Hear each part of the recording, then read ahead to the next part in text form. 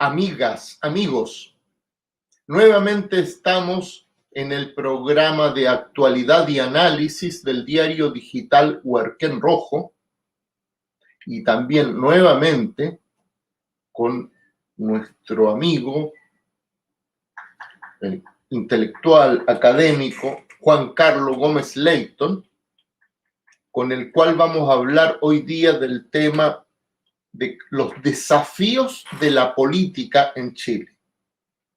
Un tema muy contingente, un tema muy importante, que se puede abordar desde diversas aristas, y no los entretengo más con esta introducción. Les recomiendo ver el programa hasta el final. Por supuesto, dejar sus manitas arriba como señal de que gustó, para que YouTube nos distribuya el programa y vayamos ganando nueva audiencia. Sin más, dejo a nuestro director Willy Zavala para que ponga nuestra tradicional cortina musical.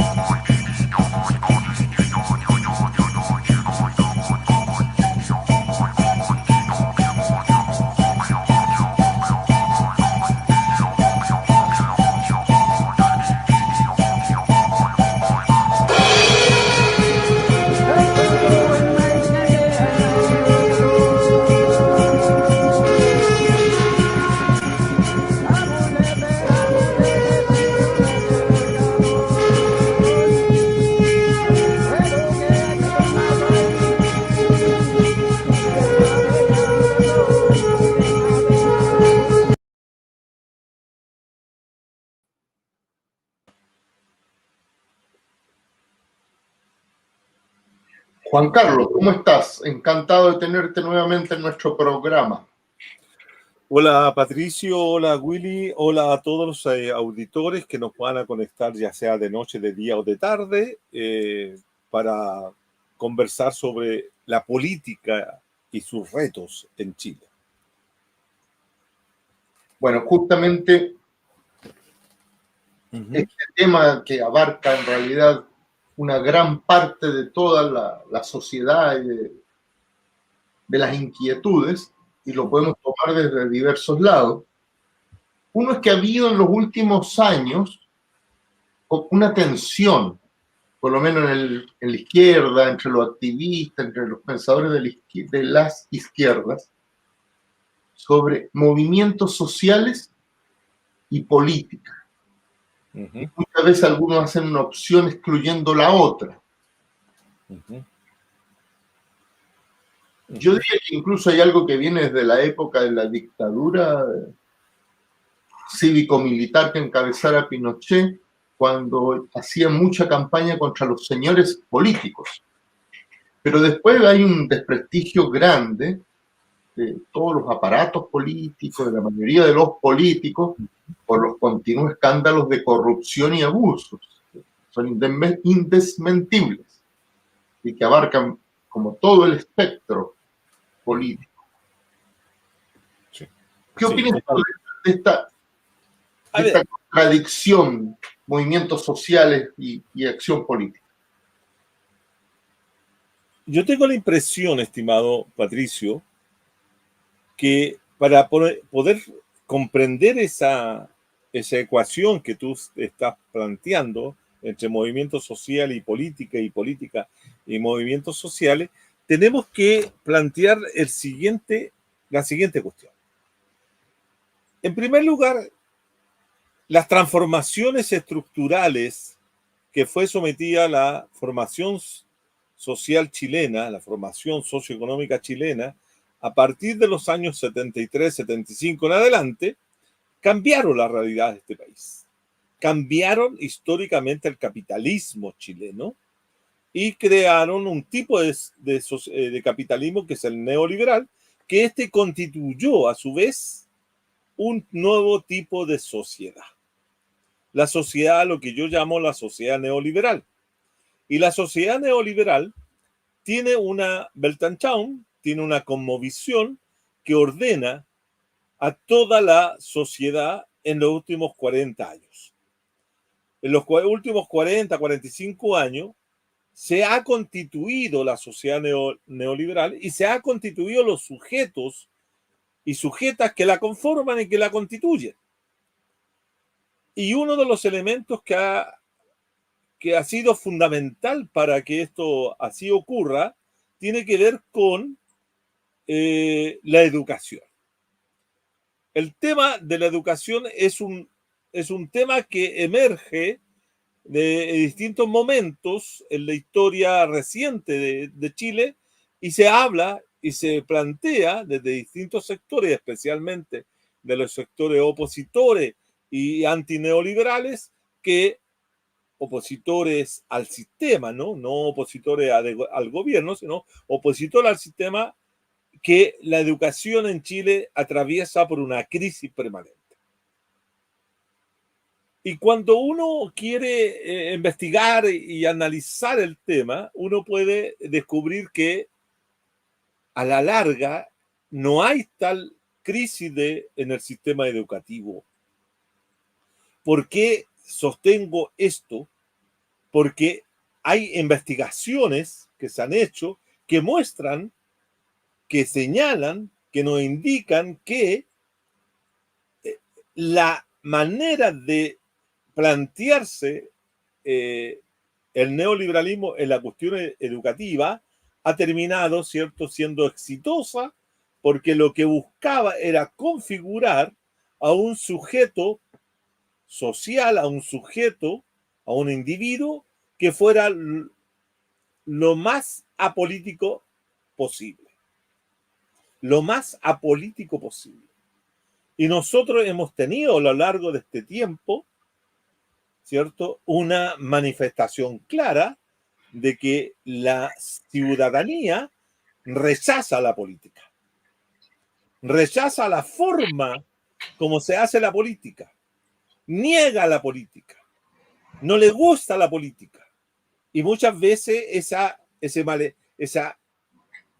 distancia que muestra con la política tiene que ver con este vaciamiento que sufrió a lo largo de muchos años el sistema político, donde él se manifestaba en los procesos electorales con un abstencionismo superior a veces al 60% de la población. No podemos nosotros considerar que la gente ha vuelto a la política, que se reencontró con la política por los dos plebiscitos últimos que se vivieron en el país, porque son situaciones excepcionales. Nosotros tenemos que ver qué va a pasar el 27 de octubre próximo, o 26 o 27 de octubre, cuando se hagan las elecciones municipales, regionales, tanto para alcaldes, concejales, consejeros y gobernadores, si la gente vuelve a la política. Si vuelve a la política es porque hubo un proceso de politización intenso durante los últimos 4 años. Si no vuelve la política y se produce una abstención muy alta, no significa que hay un rechazo al sistema político, sino que la gente vuelve nuevamente a tener esa actitud de que la política no es la principal tarea, no es la principal, no es el principal interés que tienen ellos. Entonces, es otro interés. Y en ese sentido, ¿cierto?, se prueba esta situación de que el orden neoliberal, la hegemonía del neoliberalismo transmitido no a través de los medios de comunicación, a través de los medios de socialización, como en la escuela, generó un sujeto apolítico. ¿Por qué? Porque perdón, termino y te doy. ¿Por qué? Porque cuando uno va a los fundamentos del pensamiento político neoliberal, y especialmente cuando uno se remite a estos tres consejeros, estos tres intelectuales orgánicos de la burguesía internacional, que eran Crozier, que era Samuel Huntington, y Watanuki, que los que escribieron el informe de la trilateral, allá a finales de la década de los 70, ellos dijeron que la próxima democracia que se construyera tenía que tener lo menos participación de la ciudadanía. Ellos estaban diciendo, mire, cuando hay mayor participación de la ciudadanía, hay mayor situación de ingobernabilidad. Tenemos que evitar aquello. Por lo tanto, tenemos que reducir al ciudadano simplemente a un sujeto que vote si es que vota, porque no nos vamos a hacer problemas si no vota. Entonces, eso explica, tengo la impresión, esta situación de cómo hacemos volver, ya no en el contexto de una decisión constitucional, sino de elecciones de autoridades. Ese es un reto para la izquierda. ¿Cómo podemos que voten por gente como de la izquierda anticapitalista? Ese es un reto doble. Ese es un reto político tremendo. Mira, yo a eso quería ir. Yo creo que tenemos un problema grave, me refiero a la izquierda, de verdad la izquierda anticapitalista, incluso más allá de simplemente antineoliberal, que es que un sector de la población, del pueblo trabajador, se politice, pero no simplemente para ir cada cierto año a poner su papeleta electoral, lo cual me parece importante, ojo, no estoy diciendo que no sea importante, sino que tenga una relación con la política permanente. Por ejemplo, que es un caso que hablábamos antes de entrar al programa. Tenemos esta situación extremadamente compleja, diría yo, del cierre de la planta siderúrgica en Huachipato, que es como la losa, incluso a muchas décadas, de esfuerzos desarrollistas que hubo en Chile. Bueno, hacer política significa intervenir en ese tipo de procesos. Totalmente de acuerdo. Dar conducción positiva, no simplemente decir cuáles van a ser nuestros candidatos, que parece un negocio muchas veces, y a veces es un negocio. Mira, tomar el ejemplo o tomar el caso de Huachipato para poder ejemplificar un reto político para las izquierdas anticapitalistas, las izquierdas progresistas, para las izquierdas que quieran hacer algún grado de transformación, etcétera, es algo muy significativo. ¿Por qué? Porque si nosotros observamos hoy día la movilización de los trabajadores de Huachipato, que han salido a la calle a manifestar legítimamente su descontento por el cierre de la planta siderúrgica y de fabricación de acero. Sin embargo, esos trabajadores que están hoy día movilizados, con un bajo nivel de politización, con un bajo nivel de participación, hoy día se ven afectados por una política estatal, gubernamental, que no es de este gobierno, sino que viene desde los últimos 40 años y especialmente del momento en que se inicia la primera gran transformación, la primera gran modernización que se lleva a cabo a comienzos de los años 80, 82, cuando comienzan a privatizarse gran parte de las industrias que eran estatales y pasan al área privada, o simplemente se borran, se terminan las industrias manufactureras que se desarman, y se venden como chatarra al Japón. En ese momento, que yo recuerde, que yo tenga claro, si algún momento, y conociendo el movimiento sindical y el movimiento obrero en esa época, no recuerdo que los trabajadores de Huachipato se hayan movilizado para impedir el cierre de todas esas fábricas que tenían incluso alrededor de sí mismas, ¿no? Pensemos en los Apenco, en las industrias textiles de Tomé y otros lugares. Y eso tiene que ver con la actitud de los trabajadores que que tenían en Huachipato. Piensa tú, Patricio, y auditores, de que cuando Alain Touraine, el gran sociólogo francés, hizo su tesis de grado, de doctorado, en Huachipato. Y la hizo allá por los años 60, mediados de los 60, 67, 68. Hizo su trabajo para... Él tenía una hipótesis, que era la hipótesis, ¿cuál era la conciencia de clase de los trabajadores de Huachipato? ¿Y cuál fue el resultado de esa investigación?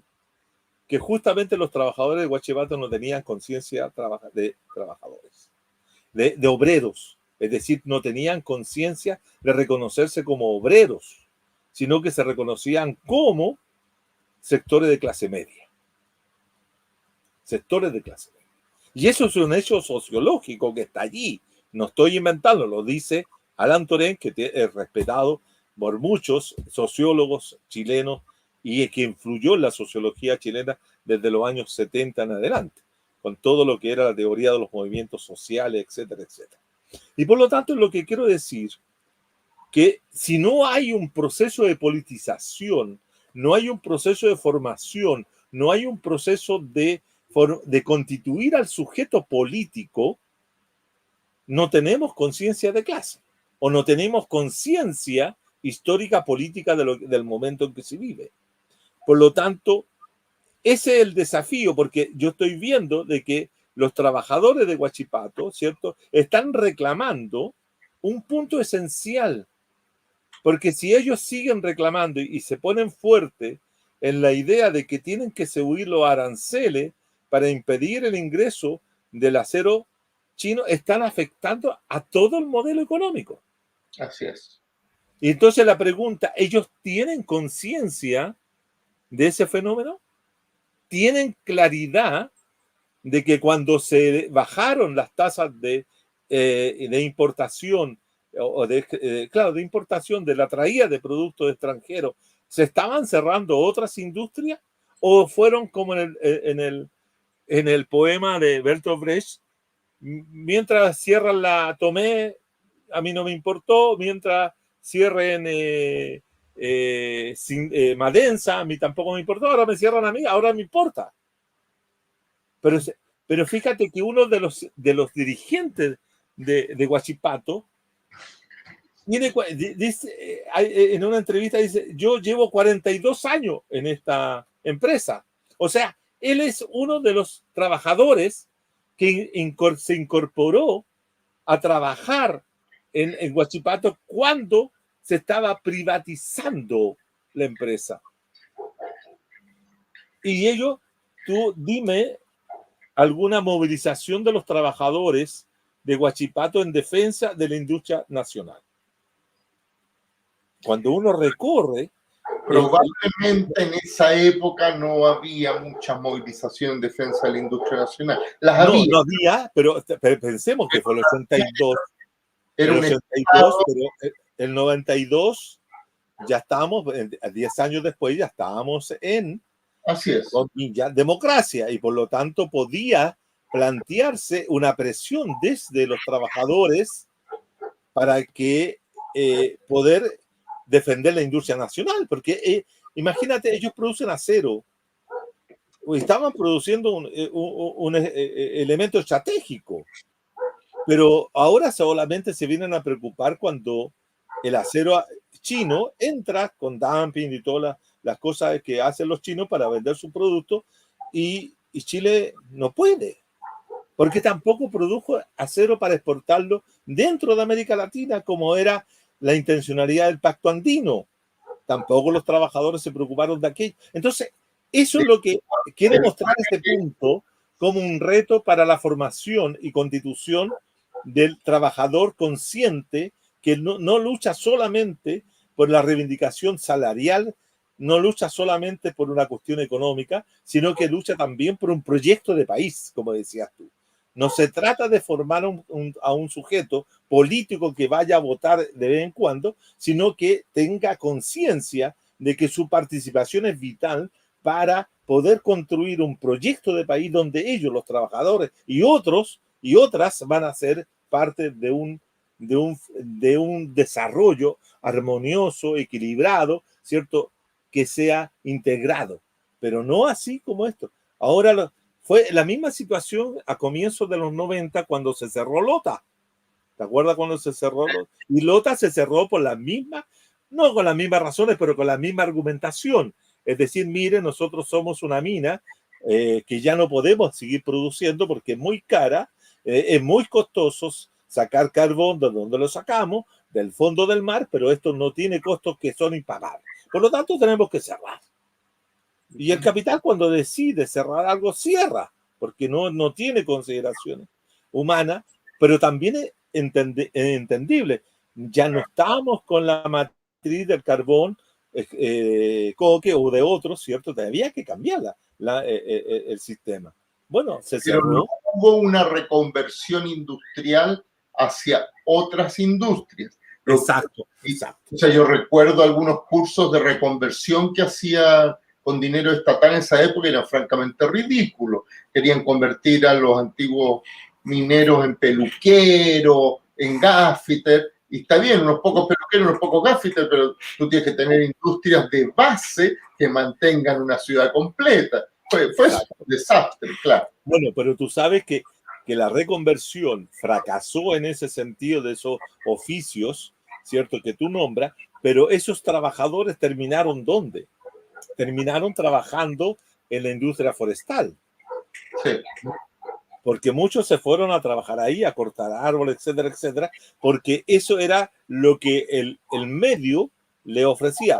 La pregunta es, ¿qué es lo que le van a ofrecer a los trabajadores de Huachipato cuando definitivamente cierre el proceso? Sí, mira. Porque no creo, Patricio, de economista, no creo que vayan a subir los aranceles al 25% para impedir el ingreso del acero chino, porque los que van a reclamar ahí van a ser las empresas inmobiliarias y las empresas de construcción. Que necesitan acero a precio razonable. Exacto. Sin embargo, esos aranceles se aplican en otros países. No es que se estén inventando aquí. Fíjate que hay un problema. Yo no digo que debamos impedir el ingreso del acero chino, pero tenemos que tener en esta industria y en muchas otras salvaguardias para nuestra propia industria, al menos en porcentajes razonables. Piensa, se pone como ejemplo para que la gente lo entienda, que cuando ocurrió la pandemia y China se cerró, en todo el mundo hubo rupturas de las cadenas de producción y distribución. Porque había mucha industria en otros países que recibían productos de China, que dejaron de pronto de recibirlo, y después cuando esto empezó a abrirse hubo además un taco, decimos nosotros, una congestión gigantesca en los puertos. De manera que demoró meses en volverse a poner en marcha todo eso. Sí, yo estoy totalmente de acuerdo contigo en ese punto. Hay que decir, para terminar solo la idea rapidito, hay que decir en favor de tener esta siderurgia en Huachipato, que en Chile no hubo problemas con un montón de materiales que se usan en la minería, en la construcción, porque los teníamos aquí mismo, no tenía problemas con las cadenas de distribución. ¿Qué va a pasar en el futuro? No lo sabemos, porque no se toman las salvaguardas mínimas. Pero no se toman porque no se tienen las decisiones de querer intervenir y modificar aspectos fundamentales del modelo, porque el modelo tiene que ser tocado para hacer ese cambio. Si quiero proteger una mínima industria nacional, tengo que cerrar o elevar los aranceles para que no entren los productos con bajo nivel de costo para que la gente pueda adquirirlo, porque esto también ha significado que nosotros compremos productos chinos, taiwaneses, de Singapur o de donde sea, pero que nos llegan muy barato y no tenemos ninguna intencionalidad de quererlo reparar si se nos echan a perder, porque vamos y compramos otro porque siguen siendo baratos y más encima se compran a crédito. Entonces el sistema no necesariamente es malo, si yo no digo que cortemos. No estoy diciendo eso. Estoy diciendo que hay un mecanismo de funcionamiento que explica este movimiento de traslado de capitales, tanto mercantiles y financieros, que permite esa situación. Ese es un tema que habría que enfrentarlo ahorita. Ahorita, porque habría que no tener una solidaridad, que hay que tenerla, por cierto, pero no una solidaridad instrumental, que vamos a ir a apoyar porque lo están perjudicando. Porque los trabajadores, ellos han sido bastante de espalda al resto del país, ¿no? Pero tampoco se trata de dejarlos solos, se trata de apoyarlos, pero dentro de un proyecto mayor. Ese es un reto, Patricio, ese es un reto. Otro reto, que ya cambiando un poco de tema, pero ya otro reto tiene que ver con lo que el senador Daniel Núñez anunció días pasados en el canal CNN, que dijo que el gobierno tenía que convocar a la ciudadanía para movilizarse por las reformas que se van a discutir a partir de estos meses en adelante en el Parlamento. Y sabemos que en el Parlamento se ha producido un hecho tremendamente significativo, porque cambia la correlación de fuerza, porque la derecha se ha constituido en la principal mayoría del Senado, tiene el control de la presidencia del Senado, el señor Walker, de demócrata o amarillo, uno de los dos, pero está ahí y van a controlar la agenda. Y con lo cual, cierto, cualquier cosa que el gobierno quiera impulsar ahí, como la reforma de la previsión social u otra, no va a tener los votos para lograrlo. Entonces, indudablemente que lo que dice Núñez es acertado, pero creo que el problema es que se lo atribuye a que el gobierno sea el que convoque. El tema central es que cómo, ¿cierto?, otros actores de la sociedad civil, otros actores políticos, otros actores sociales, otras organizaciones, son capaces de ir preparando también unas movilizaciones fuertes que impliquen presionar no solo al Parlamento, sino que presionar también al gobierno para que el gobierno pueda ir más allá de lo que está planteando en reformas previsionales o lo que fuera, sino obligar a avanzar en una profundidad de la transformación, por ejemplo, del sistema de previsión social. Es decir, que obligar al gobierno también a cambiar esa concepción casi equilibrada que tiene para no afectar del todo a la AFP. Entonces, yo tengo la impresión de que ese también es un reto. ¿Cómo vamos a enfrentar el 1 de mayo? Estamos a un mes y 3 días del 1 de mayo. Bueno, que es el Día de los Trabajadores, el Día Internacional de los Trabajadores, el Día de la conmemoración, ¿cierto?, de las luchas de los trabajadores. Bueno, ¿será propicio el 1 de mayo convocar una gran movilización de todos contra las malas reformas que propicia el gobierno como el Parlamento? Porque esto no hay que plantearlo que vamos a favorecer al gobierno, hay que plantearlo que hay que presionar al gobierno para que vaya más allá y al mismo tiempo presionar al Parlamento. Eso es un reto también. Pero para eso, ¿qué es lo que se requiere?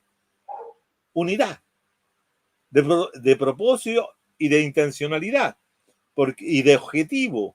Porque lo que estoy viendo ahora, ¿cierto? Estoy viendo de que por acá un grupo está llamando a una manifestación para el 1 de mayo, el otro está llamando por acá, el otro más allá. O sea, van a haber como 3 o 4 marchas distintas para el 1 de mayo, más la marcha oficial de la CUT, de la Central Unitaria de Trabajadores.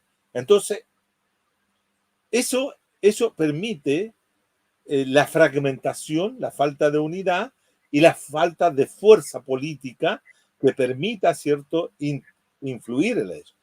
Y no porque un senador de la República, ¿cierto?, como Núñez, que hoy día se ven en una situación incómoda, vayan a recurrir a la movilización social, porque eso es instrumental total. Es algo que el PCE, cuando quiere tirar para atrás las movilizaciones, las tira, cuando no, las moviliza, pero el objetivo de ello no es fundamentalmente producir una transformación, sino más bien sostenerse como fuerza política. Y nosotros queremos formar fuerza política, pero al mismo tiempo generar transformación. Yo creo que eso también, estimado, es un reto que la política está imponiendo a la izquierda anticapitalista, a la izquierda que procura transformaciones y que quiere terminar con la AFP. Porque tú sabes perfectamente que, ninguno de los proyectos que se están discutiendo transforma la AFP. Seguimos estando en el mismo sistema que hace 4 años, que cambia un poquito, pero no cambia cabalmente. Y seguimos siendo neoliberales, ese es el punto. Entonces, ese es un reto que hay que tomarlo consciente, pero no un reto como, pase, vamos a hacer tal cosa. No, hay que trabajar profundamente esa situación. Ese es un reto que tenemos que ver. Y el otro reto, que el tercero, es nuevamente, y quiero insistir en este punto, que es el reto de las municipales. Que ese es un poco lo que tú partiste planteando, ¿no? ¿Qué vamos a hacer? ¿Vamos a ir a votar o no vamos a ir a votar? ¿Es traición a la clase? ¿Es traición a la política revolucionaria? ¿Es traición ir a votar para elegir alcaldes o concejales o gobernadores que tengan una posición distinta de las que hoy día se debaten? Por ejemplo, si Aucán Huicamán ha hecho presente su intencionalidad de ir como gobernador de la zona de la Araucanía. ¿Es malo que lo haga? ¿Es positivo que si se vota por él, es traicionar al movimiento mapuche? ¿Qué significa? Eso tenemos que elaborar una explicación, elaborar una argumentación, elaborar algo que nos permita, ¿cierto?, ser parte de la toma de decisiones, ser parte de la discusión y no estar siempre desde afuera. Nosotros, la izquierda chilena anticapitalista, fragmentada, dispersa, multifacética, diversa, plural, siempre está afuera. Siempre ha estado afuera sin ser incidente en nada. Y no nos conformemos con ese discurso, no, es que nosotros, no, compañero, porque nosotros somos consecuentes en esta posición y no podemos transar. No, eso te lleva a una marginalidad y a una permanente estar fuera. A ver, de acuerdo contigo, yo creo que tú estás planteando en realidad una cuestión incluso más allá, que es responder a la ausencia de una fuerza política transformadora, socialista, revolucionaria, que plantee un nuevo proyecto de sociedad para Chile. Esto no existe. No es que no haya activistas, militantes, pensadores de estas izquierdas anticapitalistas, pero no hay un proyecto común y hay una fragmentación tan brutal que además los pequeños grupitos o sectas están más preocupados de discutir con el del lado que dirigirnos hacia la gran población, hacia la juventud, hacia el trabajador. Y mientras no superemos ese estadio, yo creo que no tenemos solución. Solo para terminar, y después te dejo la palabra nuevamente, porque estamos para escucharte a ti.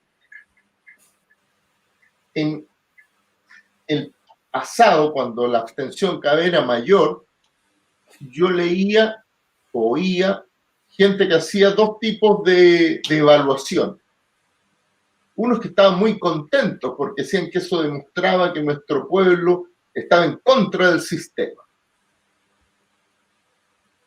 Y otros que decían que lo que pasaba era que la gente no estaba ni ahí. Entonces no les importaba la cuestión.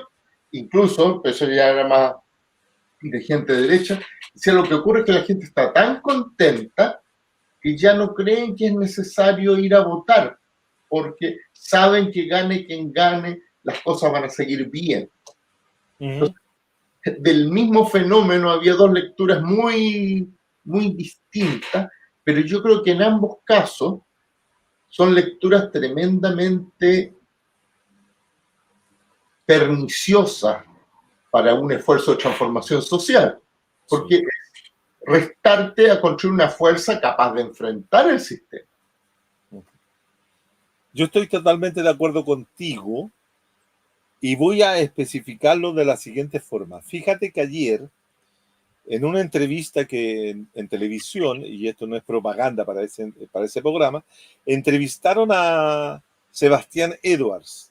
Sebastián Edwards es un economista que reside en Estados Unidos y hace clase en la Universidad de la UCLA, en la Universidad de California, en una muy buena universidad, entre paréntesis.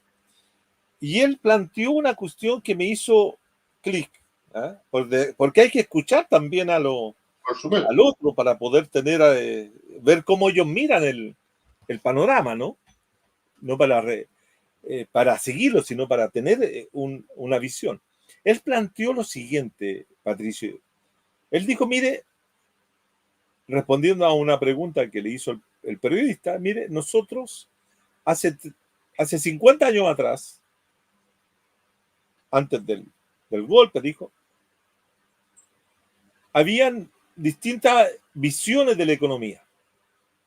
Y habían perfectamente tres gruesas visiones de la economía.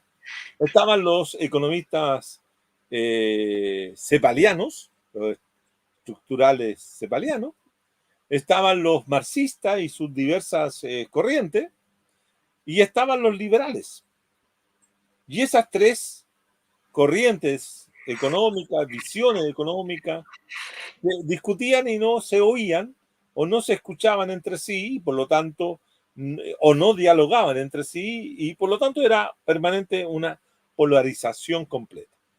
Pero dijo, llegaron los Chicago Boys, llegaron los Chicago, dijo, no dijo Boy, pero llegaron los Chicago, llegó la concepción neoclásica, y ¿qué es lo que hizo? Ordenó todo. ¿Ah? Ordenó todo. Porque hoy día, dijo, hoy día existe solo una sola visión. Ganaron la hegemonía. Exacto, ganaron la hegemonía y por lo tanto dejaron afuera dejaron afuera los cepalianos, dejaron afuera los marxistas y por lo tanto se impuso la concepción neoclásica. Y dijo, mire, y puso el siguiente ejemplo, usted puede sentar a Landerreche y puede sentar a un economista del Chile Vamos y van a discutir un par de momentos, pero después se van a poner de acuerdo porque estamos de acuerdo todos en los elementos centrales y fundamentales del asunto. Entonces, cuando tú tienes ese nivel de hegemonía, y él viene a dar unas conferencias para la celebración de los 90 y tantos años de la Facultad de Economía de la Universidad de Chile. Nada menos. ¿No? Ya. No, entonces, eso te está demostrando cuál es la conformación, la visión de mundo que hoy día existe, ¿no? Entonces, cuando se plantea lo que tú me decías recién, que para mucha gente el sistema funciona y funciona relativamente bien de acuerdo a cómo le vaya.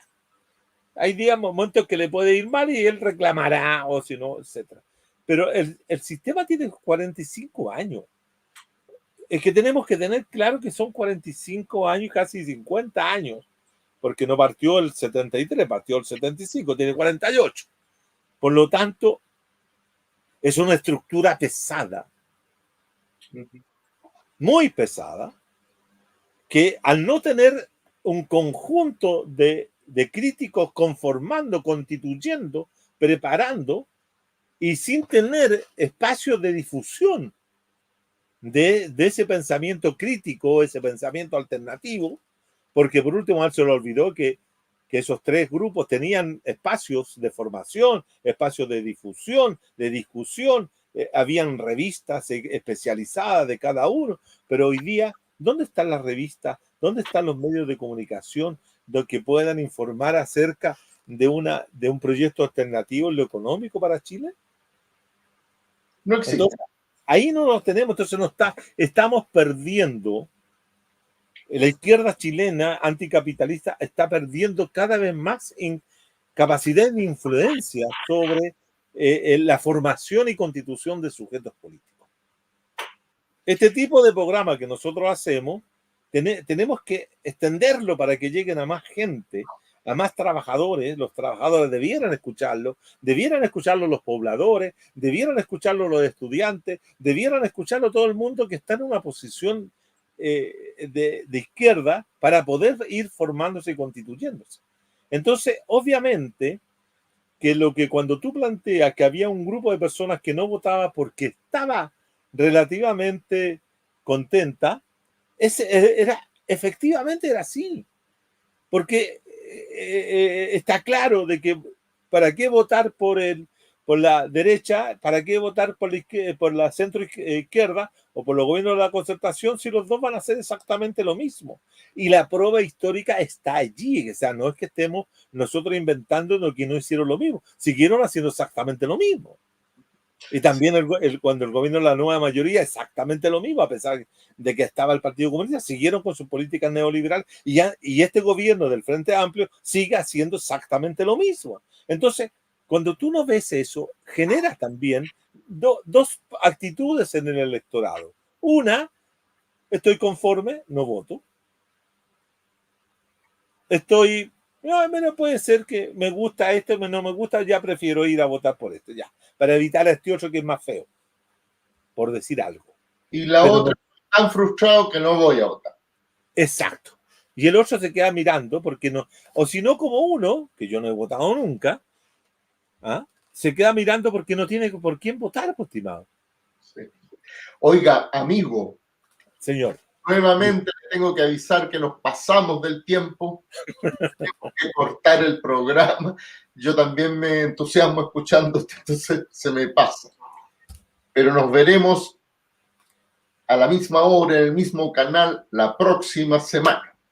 Ok, yo debo agradecer nuevamente la oportunidad de dar a conocer esta idea para ponerla en discusión. A ver, ojalá que mucha gente la vea y discuta con buena leche, con buena mirada, sin descalificaciones personales, sin descalificaciones de ningún tipo, elevando la discusión política, elevando la discusión. Pero aquí hay una cosa, Patricio, que yo creo que tú también lo sabes. No se discute mucho, se descalifica más. Sí. Cuando no se tiene ideas hay que recurrir a la descalificación. Por lo general ocurre aquello. Sí. Te agradezco, buenas noches Willy, buenas noches a todos los auditores y nos vemos próximamente. Hasta la próxima cita. Hasta la próxima. ¿Listo, compañero?